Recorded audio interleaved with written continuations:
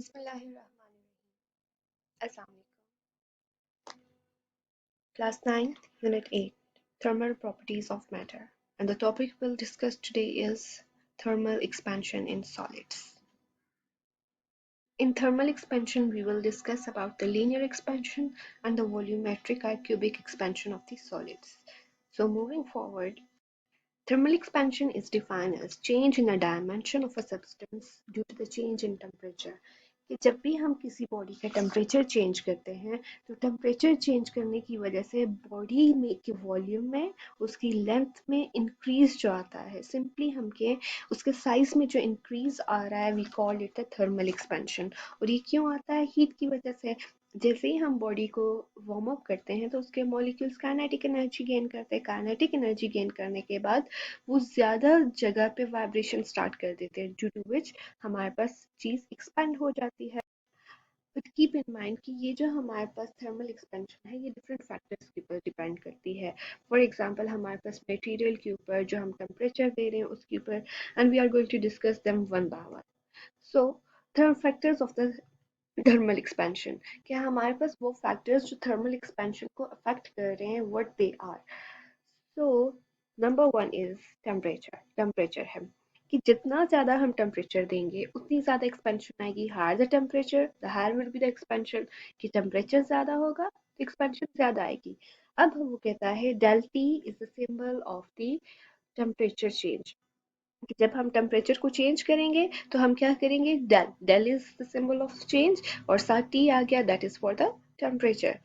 The second factor is kind of material कि हमारे पास कौन सा मटेरियल है। मटेरियल पर डिपेंड करता है ना। फॉर एग्जांपल अगर हम स्टील यूज कर रहे हैं हम कोई मेटल यूज कर रहे हैं या वुड यूज कर रहे हैं सबकी अपनी कोफिशिएंट होगा एक्सपेंशन का। सो कहता है quantified by the constant value of coefficient of thermal expansion of some materials के हमारे पास कुछ जो मटेरियल्स होते हैं उनके थर्मल कोफिशिएंट हमें पता होते हैं और उनकी वो एग्जैक्ट वैल्यू होती है। अब वो कहता है जितना ज़्यादा थर्मल कोफिशिएंट होगा उतनी ज़्यादा हमारे पास एक्सपेंशन आएगी। और कहता है इसका सिंबल सिंबल कोफिशिएंट का क्या है अल्फा होता है। ठीक। Now the next one is original dimension कि हमारे पास ओरिजिनल लेंथ ओरिजिनल वॉल्यूम क्या है उस पर डिपेंड करता है। देखिए फॉर एग्जांपल हमारे पास एक बड़ी सारी चीज़ है जब आप उसे हीट अप करेंगे जब आप उसे टेम्परेचर देंगे तो उसका जो चेंज आएगा वो भी ज़्यादा आएगा ना। अगर आपके पास कोई हम स्मॉल चीज़ ले रहे हैं कोई छोटी साइज़ की चीज़ ले रहे हैं आप उसे जब हीट अप करते हो उसका टेम्परेचर इंक्रीज करते हो तो उसमें नंबर ऑफ एटम्स कम है तो एज अ रिजल्ट वहाँ पे चेंज भी कम आएगा। सो यही बात कर रहा है कि it depends upon the original dimension. Original dimension पे डिपेंड करता है कि ओरिजिनल उसका फॉर द लीनियर एक्सपेंशन हम क्या देखेंगे उसकी लेंथ देखेंगे फिर हम उसका एरिया देखेंगे अगर हमें 2D में उसकी चेंज को देखना है और फिर अगर हम क्यूबिक या फिर वॉल्यूमेट्रिक एक्सपेंशन देखते हैं तो वहाँ पे हमें वॉल्यूम को चेकआउट करना है। Now here we have a general equation. एक जर्नल इक्वेशन से हम देखते हैं कि सारी जो चेंजेस आएंगी उनकी जो इक्वेशन होगी यही होगी। बस उसमें हमने क्या करना है उसमें हमने उसकी डायमेंशन इंक्रीज कर देनी है। अगर हमारे पास लेंथ होगा लीनियर एक्सपेंशन होगी तो तब हमारे पास it will be only alpha सिर्फ एक अल्फा आएगा। लेकिन अगर हम बात करेंगे वॉल्यूम की या क्यूबिक एक्सपेंशन की तो हमने तीनों डायमेंशंस लेनी है ना तो हम तीनों डायमेंशंस को ऐड कर देंगे। सो वो बताता है कि हमारे पास डेल एल क्या है हमारे पास एल इज द लेंथ और डेल इज चेंज कि हमारे पास जब डायमेंशन का चेंज आ जाता है जो हमने फाइंड आउट करना होता है दैट इज डेल एल। फिर अल्फा की बात होती है कहता है that is coefficient of expansion. हमारे पास L not is original length. कोई भी बॉडी हम लेंगे तो हमारे पास उसकी जो ओरिजिनल लेंथ होगी या ओरिजिनल वॉल्यूम होगा वो एल नॉट वी नॉट इनसे रिप्रेजेंट करेंगे। And we know that temperature is another factor और हमें यहाँ पे क्या लेना है टेम्परेचर का चेंज लेना है कि ओरिजिनली हमारे पास कितना टेम्परेचर था एंड लेटर ऑन जब हमने हीट अप किया तो तब हमारे पास कितना टेम्परेचर था। So we have to take change in temperature. Now we have to talk about the types of the expansion. As we discussed earlier, first slide में हमने डिस्कस किया था कि हमारे पास दो टाइप की एक्सपेंशन होती है। एक होती है हमारे पास लीनियर थर्मल एक्सपेंशन और दूसरी होती है हमारे पास वॉल्यूमेट्रिक एक्सपेंशन या फिर हम उसे cubic thermal expansion of solids कहते हैं। So moving toward the first one, first is हमारे पास लीनियर एक्सपेंशन, मीन्स दैट कि जब हम एक बॉडी लें और सिर्फ उसकी लेंथ में इंक्रीज आए, दैट इज लीनियर एक्सपेंशन, उसे हम क्या कहते हैं, लीनियर एक्सपेंशन कहते हैं। यहाँ पे आप देखिए, हमने एक लॉन्ग रॉड ले लिया, एक ट्यूब ले ली, अब हम कहते हैं कि इसकी जो ओरिजिनल लेंथ है that is L not, L not is the original length. अब जैसे ही हमने इसको हीट प्रोवाइड की डेल टी, तो उसके बाद हमारे पास चेंज इन लेंथ। अब हम क्या कहते हैं कि हमारे पास ये जो चेंज इन लेंथ है ये डिपेंड करती है, change in length is directly proportion to हम कितना टेम्परेचर दे रहे हैं, is directly proportion to the del T, क्या हमारे पास टेम्परेचर हम कितना दे रहे हैं, फर्स्ट फैक्टर आ गया। दूसरा हम कहते हैं कि हमारे पास ये जो चेंज इन लेंथ है ये डिपेंड करती है किस पे, it is directly dependent upon the original length L not. अब ये हमारे पास आ गई इक्वेशन वन और ये हमारे पास आ गई इक्वेशन टू। अब इन दोनों इक्वेशंस को जब हम कंबाइन करते हैं तो हमारे पास इक्वेशन आ जाती है, del L is directly proportion to, किसके प्रोपोर्शन होती है, L not with del T, इन दोनों के। अब हमें पता है कि हमने क्या करना है, प्रोपोर्शनैलिटी को चेंज करना है इक्वालिटी में। क्या करेंगे, हम प्रोपोर्शनैलिटी को, इस प्रोपोर्शनैलिटी को चेंज करेंगे किस में, इक्वालिटी में। जब हम इसे इक्वालिटी में चेंज करेंगे तो हमें क्या चाहिए होगा, साथ कांस्टेंट चाहिए होगा, and here is the constant जो हमने यूज किया है, दैट इज हमारे पास अल्फा। अल्फा को हमने यूज किया और साथ हमारे पास सारी वही इक्वेशन आ गई।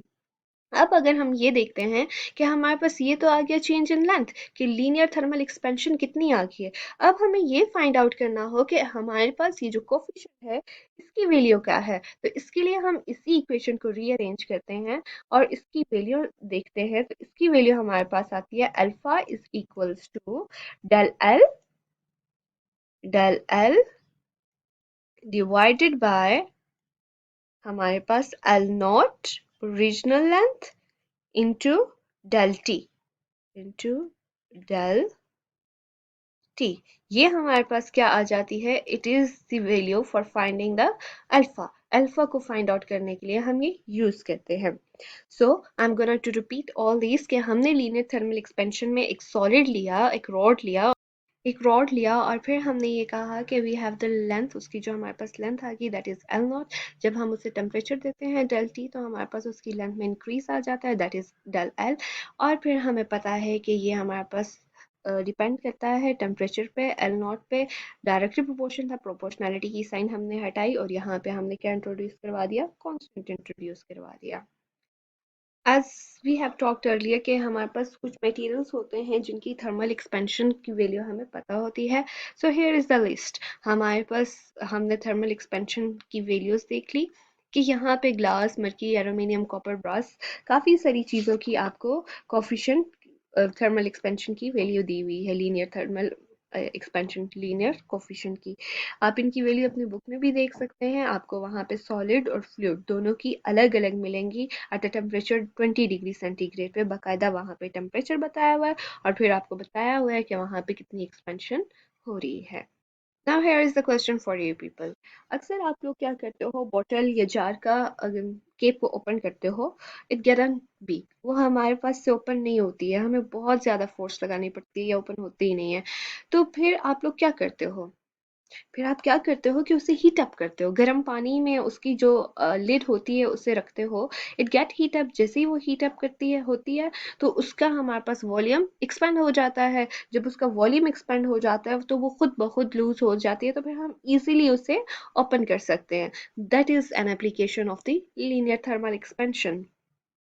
ऑब्जर्व इट, कि हमने जार लिया, उसकी जो लिड है that is of the metal, अक्सर मेटल की होती है ना, एंड वी नो दैट कि हमारे पास ग्लास के मुकाबले में मेटल जो होता है वो ज़्यादा हीट को लेता है, एक्सपेंड भी जल्दी कर जाता है, कंट्रैक्ट भी जल्दी कर जाता है। तो इसलिए क्या होता है, वो मेटल का बना हुआ होता है और अगर वो टाइट हो जाए, सर्दी होगी, टाइट हो गया, तो हम क्या करते हैं, उसे हीटअप कर देते हैं और हीटअप करने के बाद हमारे पास इजीली हम हटा सकते हैं।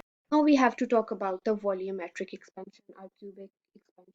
इसमें क्या होता है कि there is a हमारे पास क्यूब, ये हमारे पास उसका ओरिजिनल वॉल्यूम है। अब जैसे ही हमने उसे हीट अप किया तो वो हमारे पास थ्री डायमेंशनली इंक्रीज कर गया उसका साइज। जब उसका साइज इंक्रीज कर गया तो क्या हुआ कि वी सेड दैट कि उसका वॉल्यूम इंक्रीज कर गया। अब जब हमारे पास इंक्रीज थ्री डायमेंशन में है तो हम उसे क्या कहते हैं, it is the volumetric expansion. ये हमारे पास वॉल्यूमेट्रिक एक्सपेंशन है।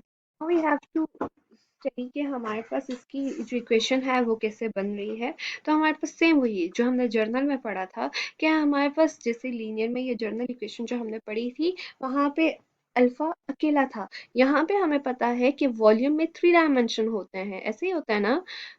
हमारे पास एक्स एक्सिस, यहाँ Y axis and there is the z axis. कि हमारे पास हम कह देते हैं x, एक x, ये हमारे पास y, और ये हमारे पास आ गया z एक्सिस।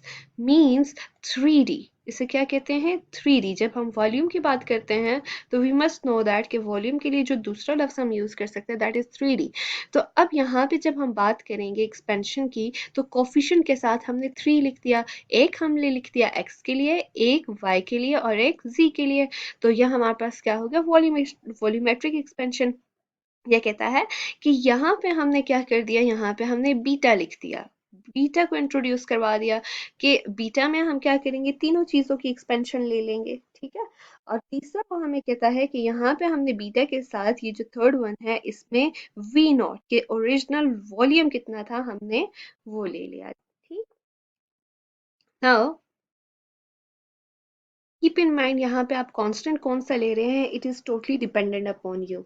आप बीटा लेते हो, आप गेमा लेते हो, कोस से भी लेता हो, जस्ट मेंशन इट कि इसकी वैल्यू हमारे पास ये होगी। फॉर एग्जांपल हमने अगर बीटा लिया है ना, तो बीटा के लिए हमें मेंशन करना होगा कि हमारे पास जो बीटा है इसकी जो वैल्यू है beta is equals to 3a।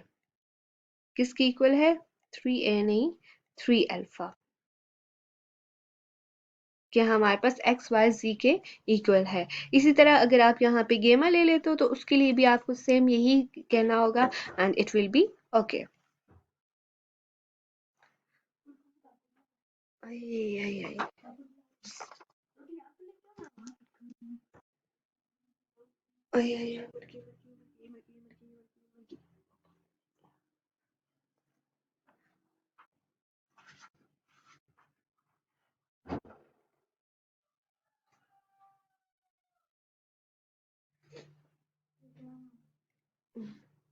बुरे नो। We have a question. अक्सर आपने देखा होगा कि जो आपके पाइप्स होते हैं उनकी बहुत ज़्यादा प्रोटेक्शन की जाती है, और अगर उनको प्रोटेक्ट नहीं किया जाता ड्यूरिंग विंटर में तो वो फट जाते हैं। Why it happens, as we know that कि हमारे पास सर्दियों में क्या होता है, चीज़ें कंट्रैक्ट हो जाती हैं। और ये हमारे पास प्लास्टिक के जो पाइप्स होते हैं तो वो क्या करेंगे, जैसे ही सर्दी ज़्यादा होगी वो कंट्रैक्ट होंगे। जब वो कंट्रैक्ट हो जाएंगे तो फिर हमारे पास जैसे ही हम उसे मूव करेंगे उनमें पानी आएगा, कुछ भी होगा तो वो डैमेज हो जाते हैं। सो दैट्स वाई हमें उनकी प्रोटेक्शन करनी होती है, उन्हें कवरेज देना होता है ताकि वो कम से कम कंट्रैक्ट हो और उन पे जो सीजनल डैमेज है वो कम हो जाए। Question is why it is advisable to allow telephone lines to sag when stringing them between two poles in summer।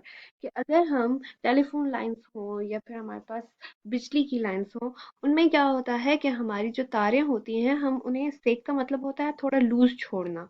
तो ऐसा क्यों करते हैं कि हमारे पास जो लाइंस होती हैं उन्हें लूजली एक दूसरे के साथ फिट करते हैं।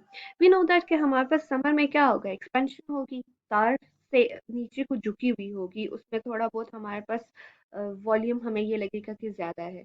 लेकिन जैसे ही हमारे पास सर्दियाँ होंगी तो वो क्या हो जाएगी, कॉन्ट्रैक्ट हो जाएगी। अब उसके कॉन्ट्रैक्ट होने से वो टाइटन हो जाएगी, वो टाइट हो जाएगी। अगर हमने गर्मियों में जब उसे लगाया तो तब अगर हम उसे लूज नहीं छोड़ते तो जैसे ही सर्दी आएंगी वो टाइट होगी तो वो क्या हो जाएगी, टूट जाएगी। All about the thermal expansion. Hope so you'll be clear. If you have any question, do ask. Allah Hafiz. Thank you.